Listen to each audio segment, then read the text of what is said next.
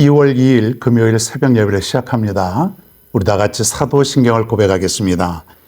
전능하사 천지를 만드신 하나님 아버지를 내가 믿사오며 그 외아들 우리 주 예수 그리스도를 믿사오니 이는 성령으로 잉태하사 동정녀 마리에게 나시고 본디오 빌라도에게 고난을 받으사 십자가에 못 박혀 죽으시고 장사한 지 사흘 만에 죽은 자 가운데서 다시 살아나시며 하늘에 오르사 전능하신 하나님 우편에 앉아 계시다가 저리로서 산 자와 죽은 자를 심판하러 오시리라. 성령을 믿사오며 거룩한 공예와 성도가 서로 교통하는 것과 죄를 사하여 주시는 것과 몸이 다시 사는 것과 영원히 사는 것을 믿사옵나이다. 아멘. 성경 말씀입니다. 오늘은 야고보서 1장 2절로 3절입니다. 야고보서 1장 1절로 4절. 네, 야고보서 오늘 첫 번째 시간입니다. 1절로부터 4절까지 제가 봉독하겠습니다. 하나님과 주 예수 그리스도의 종 야고보는 흩어져 있는 12지파에게 문안하노라. 내 형제들아, 너희가 여러 가지 시험을 당하거든 온전히 기쁘게 여기라. 이는 너희 믿음의 시련이 인내를 만들어내는 줄 너희가 알미라. 인내를 온전히 이루라. 이는 너희로 온전하고 구비하여 조금도 부족함이 없게 하려 함이라. 아멘. 할렐루야. 자, 오늘부터 야고보서가 시작이 됩니다. 자, 베드로 전서 후서 한 달 정도 했나요? 야고보서도 그 정도 될 것 같습니다. 짧죠? 짧은 그런 서신. 신약 성경은 대부분 사복음서 외에는 편지죠, 편지. 그 당시에는 오늘같이 이메일이나 문자, 카톡 이런 게 없었기 때문에 오직 전달 방법은 전화도 없었죠. 편지가 대부분이었겠죠. 이 성경책에 있는 대부분 내용들이 다 이 신약에 있는 것이 바울 서신, 그리고 바울이 쓰지 않은 편지들을 일반 서신이라고 또 혹은 공동 서신이라고 그렇게 부르게 됩니다. 그 바울 서신과 구별하는 거죠. 신약 성경 27권 가운데 사복음서가 있고 또 바울 서신 13개가 있고 그리고 나머지 공동 서신들이 또 대부분 있죠. 이 야고보서는요, 실제적인 그런 내용이에요. 내가 세상에 살면서 이럴 때는 어떻게 해야 되는가. 아주 시원하게 우리에게 그 해답을 주고 있는 것이에요. 내가 이렇게 살려고 하는데 어떻게 해야 되는가. 이런 경우에는 내가 어떻게 행동해야 되는가. 그런 얘기예요. 그러니 좀 더 확실하게 우리에게 와닿을 수 있는 그런 내용이 되겠죠. 여러분들이 이 야고보서를 통해서 큰 은혜 받게 될 줄로 믿습니다. 그러나 여기에 사업 잘 되는 방법, 돈 잘 버는 방법, 이런 내용들이 아니라 영적인 내용이에요. 여러분, 영적인 것이 귀한 것이에요. 영적인 것이 우리에게 더 필요하죠. 그렇게 하시고 이 아침마다 은혜의 시간이 될 수 있기를 바랍니다. 야고보서는 야고보, 예수님의 제자 중에서도 야고보가 2명이 나오죠. 베드로, 안드레, 야고보, 요한. 야고보, 요한 형제가 있고요. 또 뒤에 가보면 또 다른 야고보가 있습니다. 작은 야고보라 그렇게 불리죠. 또 야고보가 하나 있는데 그게 바로 오늘 야고보서를 기록한 예수님의 친동생 야고보. 예수님이 동생이 여러 명 있었어요. 예수님이 첫째, 그리고 여자 동생도 몇 명 있었고요. 성경에 정확히 나와 있지 않지만은 몇 명 돼요. 들 그렇게 나와 있으니까 2명 이상. 남동생도 한 3명 정도. 그러니까 은근히 예수님 형제들이 많았는데 사실 이 예수님의 동생들이 예수님을 믿지 않았어요. 예수님이 메시아임에도 불구하고 예수님이 살아있을 때 저들은 별로 예수님을 좋아하지 않았던 것 같아요. 아마 아버지가 일찍 돌아가시고 아마 가족들도 제대로 돌보지 않고 이렇게 돌아다니기만 하고 그러니까 뭔가 불만이 있을 수도 있겠지만은 나중에 보면은 예수님의 가족들도 초대교회에 다 위대한 귀한 일꾼들로 변하여 인생을 살게 됩니다.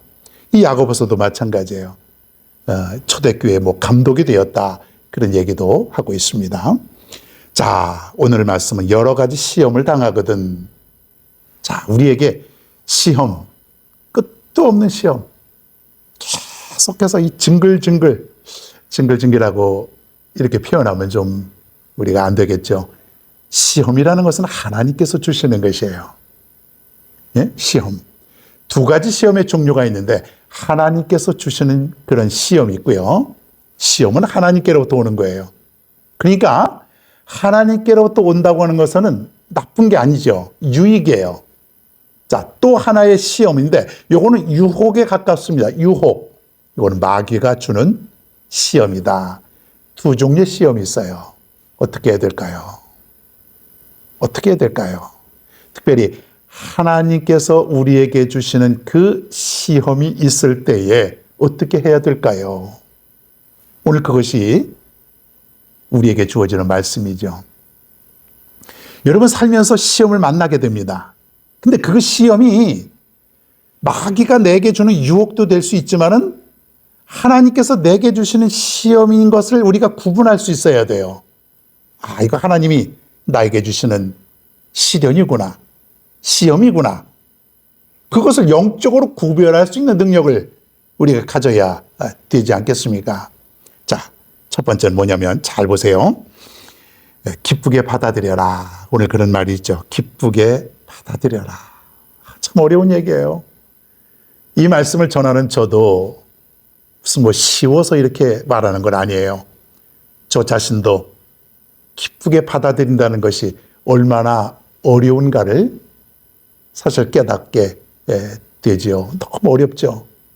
작은 시험이 아니라 큰 시험을 만나게 될 때는 감당할 수가 없어요.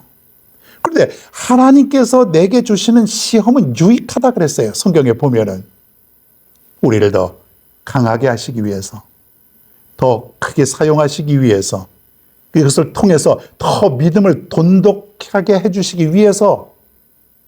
그러니까 하나님께서 내게 주시는 시험은요, 그 시련은요, 어려운 삶이 있지만은 결국은 유익이 된다는 것이에요. 결국은 그 과정 속에서 하나님께서 우리에게 주시는 놀라운 은혜가 있다는 것이에요. 더 강해지고, 더 불순물을 제거하게 해주시고, 세상으로 가지 아니하고 하나님께로 나갈 수 있도록 만들어주고, 내 잘못된 죄의 속성들이 다 깨지고 버려지는 그 뭘 통해서요? 시험을 통해서, 시련을 통해서. 여러분 어떻습니까? 이 시험이 나를 살리는 것이고 나의 믿음을 오히려 더 높여주는 것이고 나의 죄된 불순물들을 다 제거하여 주시는 것이고 온전하게 내가 살아갈 수 있는 그런 시험이라면 오늘 말씀이 어떻게 해요? 기쁘게 받아들여라. 기쁘게 받아들여라. 할렐루야. 기쁘게 받아들일 수 있기를 바랍니다. 아멘, 아멘 하세요. 하나님의 말씀이에요. 시험을 만나거든 기쁘게 여기라. 아, 하나님 나에게 좋은 것 주시려고 하는구나. 하나님이 내게 더 귀한 것을 주시는구나. 그런 마음을 가지라 이거예요. 그럼 기쁘다 이거죠. 여러분, 기쁘게 여길 수 있는 여러분 모두가 되기를 바랍니다. 성령님께 도움을 요청하세요. 하나님, 나는 힘이 약합니다. 더 강한 믿음을 주세요. 시험을 만날 때도, 시련을 당할 때도, 혹독한 시험을 만날 때도 하나님, 내가 기쁘게 받아들일 수 있는 내 삶을 살아가게 하여 주시옵소서. 네. 두 번째는요, 인내해야 됩니다. 인내. 신앙생활 잘하는 사람을 보면요, 인내하는 사람이에요. 흔들림이 별로 없어요. 옆에서 보면은, 야, 저 사람은 어떻게 저렇게 살아갈 수 있는가? 아니, 어떻게 저렇게 살아가나? 도저히 이해가 안 될 때가 있어요. 일반적인 사람의 어떤 생각으로 보면은 살 수 없을 정도로 정말 시련 속에 살아가는 그런 사람들이 있어요. 돈도 없고 건강도 없고 사람들도 별로 없고 계속해서 고난 가운데 살아가는 거예요. 그런데 믿음을 가지고 살아가요. 그 가운데서도 눈물을 흘리기도 하고 그 가운데서도 어떻게든지 하나님께 더 드릴 것이 없는가를, 헌신할 것이 없는가를, 내가 하나님께 무엇을 더 드릴 수 있을까? 어떻게 하면 내가 하나님께 영광을 돌릴 수 있을까? 이것만 가지고 생각하고 살아가는 그런 사람들이 여러분 있다는 얘기예요. 이런 사람들은요, 인내하는 사람들이에요. 인내를 잘하면 원망도 사라지고 불평도 사라지는 거예요. 원망하고 불평하는 사람들은 인내가 없는 거죠. 인내가 없이 조그만 환경 속에서도 금방 원망이 되고 불평이 되고 내 입에서 험한 말이 나오고 기쁨도 사라지고 감사도 없어지고 신앙생활도 시큰둥하고, 이게 뭐예요? 인내하지 못한 것이에요. 신앙생활의 진수는 인내. 이것도 여러분 쉬운 거 아니죠? 그러나 하나님께서 여러분 도와주실 줄로 믿습니다. 인내를 통해서 여러분의 믿음이 다져져 가는 것이에요. 수많은 인내를 통해서 여러분이 큰 믿음의 사람이 되는 것이에요. 큰 믿음의 사람이 돼야 하나님이 사용하시는 거예요. 여러분, 하나님은 아브라함에게 얼마나 많은 인내의 세월을 주었습니까? 그리고 얼마나 많은 큰 시험을 주었습니까? 특별히 100세에 낳은 아들을 나에게 바치라고 할 때에 아브라함에게 얼마나 큰 시련과 시험이 있었습니까? 하나밖에 없는 아들. 이 아들을 통해서 온 민족을, 큰 민족을 이루고자 하는데 그 남은 그 하나밖에 없는 아들을 하나님께 바치라는 것이에요. 큰 시험이죠. 그러나 아브라함은 그 시험을 이기게 됩니다. 그로 인하여 하나님으로부터 믿음의 조상이라고 하는 인정을 받게 되는 것 아닙니까?